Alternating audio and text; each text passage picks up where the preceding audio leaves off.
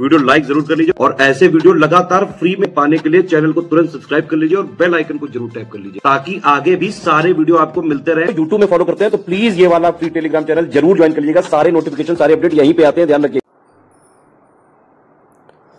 नमस्कार साथियों, स्वागत है आप सभी का स्टडी फॉर सिविल सर्विसेज में। ये क्लास है हमारी मॉडर्न इंडिया की और टॉपिक हमारा चल रहा था सवर्ण आंदोलन। सवर्ण आंदोलन में लास्ट क्लास में हमने देखा प्रमुख नेताओं को। आज हम उसके आगे बढ़ेंगे। देखो भाई,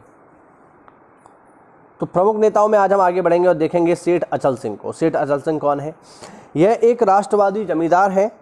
इन्होंने आगरा में ग्राम सेवा संघ का वित्त पोषण किया तथा क्षेत्रीय सांप्रदायिक दंगों को शांत कराने में महत्वपूर्ण भूमिका निभाई। ये अहिंसा की नीति के कट्टर समर्थक थे, ध्यान रखना। शेख अब्दुल्ला की बात करें, शेख अब्दुल्ला एक मुस्लिम स्नातक थे जिन्होंने बाद में उपनिवेश के विरुद्ध संघर्ष का रास्ता अपनाया।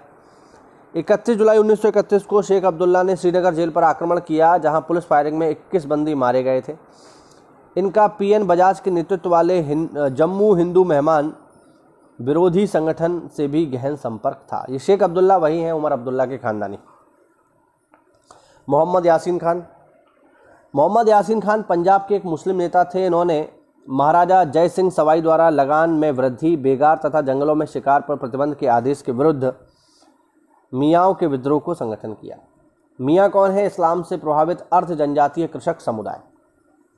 एम के अशरफ की बात करें, एम के अशरफ सवर्ण आंदोलन से जुड़ने वाले भारत के पहले मार्क्सवादी इतिहासकार थे। ध्यान रखना, पेपर में पूछा गया है। के एम अशरफ। पंडित मदन मोहन मालवीय को देखिए। पंडित मदन मोहन मालवीय 1920 के दशक में गांधीवादी विचारों के मुख्य प्रवर्तक थे, किंतु गांधी जी द्वारा हरिजन आंदोलन प्रारंभ करने के कारण ये कांग्रेस से अलग हो गए तथा इन्होंने पृथक कांग्रेस राष्ट्रवादी दल का गठन किया। सत्यमूर्ति, भूलाबाई देसाई, एम.ए. अंसारी तथा बी.सी. राय, ये लोग कौन हैं? इन लोगों ने पुनर्जीवित स्वराज पार्टी के माध्यम से चुनावी राजनीति में वापसी की मांग की। इनका कहना था स्वराज पार्टी को दोबारा बना करके इलेक्शन में आना चाहिए। संपूर्णानंद की बात करते हैं। संपूर्णानंद ने भारत के लिए एक विस्तृत समाजवादी कार्यक्रम की रूपरेखा प्रस्तुत की तथा 1934 में कांग्रेस समाजवादी दल का गठन किया। नरेंद्र देव ने संपूर्णानंद के कांग्रेस समाजवादी दल को सहयोग तथा समर्थन प्रदान किया। के.एफ. नरीमन और यूसुफ मेहर अली, इन्होंने कांग्रेस की युवा शाखा का नेतृत्व किया। कालांतर में इनका उदय भारत के प्रमुख समाजसेवी नेताओं के रूप में हुआ। आगे देखो,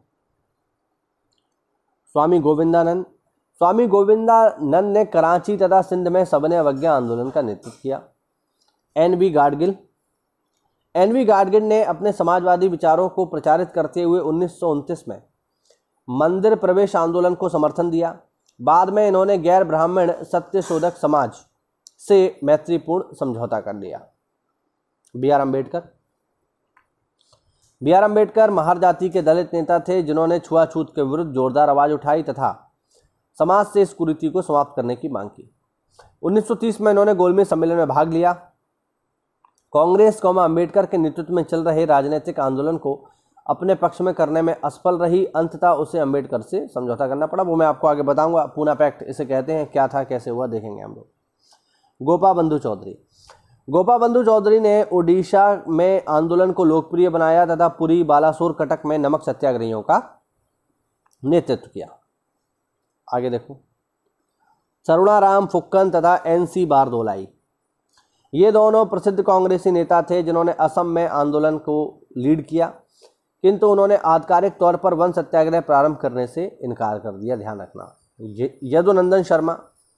यदुनंदन शर्मा बिहार के गया जिले में किसान सभा आंदोलन प्रारंभ करने वाले एक प्रमुख नेता थे। दुग्गीलाल बालाकृष्णन रामकृष्णैया। दुग्गीलाल बालाराम रामकृष्णैया ने 1931 में आंध्र प्रदेश के तटीय क्षेत्रों में विशेषकर कृष्णा जिले में लगान विरोधी आंदोलन प्रारंभ किया।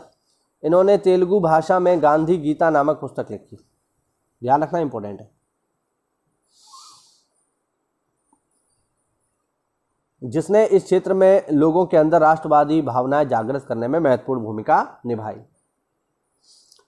एम.वी. रामास्वामी और एन.सी. रंगा। एम.वी. राम नायडू तथा एन.सी. रंगा ने वर्ष 1931 में वेंकटगिरी, नेल्लोर में वन सत्याग्रह प्रारंभ किया। एन.के. गोपालन। एन.के. गोपालन एक स्कूल शिक्षक थे जिनकी गणना केरल के गुरुवायूर में लोकप्रिय कार्यकर्ताओं में की जाती थी। कालांतर में ये केरल के सबसे प्रमुख तथा लोकप्रिय साम्यवादी कृषि नेता बने। मन्नू गौड़ तथा चित्तू कोइकू। मन्नू गौड़ तथा चित्तू कोइकू ने मध्य प्रांत के बैतूल नामक स्थान पर वन सत्याग्रह प्रारंभ किया।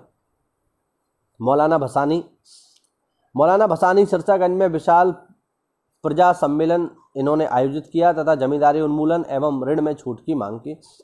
और लास्ट नेता है इसके एम.एन. रॉय ने तथा इनके अनुयायियों ने समाजवादी विचारों को लोकप्रिय बनाया तथा अवध में कर अदायगी के विरुद्ध में आंदोलन चलाया। इसी के साथ हमारा सविनय अवज्ञा आंदोलन शुरू हुआ। इसमें एक चीज़ मैं आपको और बताता हूँ। सविनय अवज्ञा आंदोलन में एक महत्वपूर्ण नेता और थी नागालैंड में, जिनका नाम है रानी गौडिनल्यू। शायद इनके बारे में मैंने आपको पहले बताया है। रानी गिडालू भी इन्हें बोलते हैं, रानी गिडालू या रानी गौडिनल्यू के नाम से इन्हें जाना जाता है। तो ये भी सविनय अवज्ञा आंदोलन की एक प्रमुख नेता थी। नागालैंड में इन्होंने ये आंदोलन चलाया। एक्चुअल में आंदोलन इनके भाई ने चलाया था जिसका नाम था यदुनांग सरकार। उनको फांसी दे दी और बाद में रानी गिडालू को आजीवन कैद की सजा हुई। और बाद में जब देश आज़ाद हुआ तो रानी गिडालू को जवाहरलाल नेहरू ने रानी की उपाधि दी। ध्यान रखना, ये भी इम्पॉर्टेंट है, ठीक है। तो ये भी एक प्रमुख लीडर हैं इस आंदोलन की। इसी के साथ सविनय अवज्ञा आंदोलन हुआ समाप्त। उम्मीद करता हूँ आपको ये सारे फैक्ट, ये देखिए सारे के सारे फैक्ट पीसीएस में आ चुके हैं। अच्छे से इनको पढ़िए, रिवाइज करिए और पेपर में अगर यहाँ से आए तो अपना 1 नंबर पक्का करिए। मिलते हैं साथियों अगली क्लास में, तब तक के लिए जय हिंद, जय भारत, वंदे मातरम।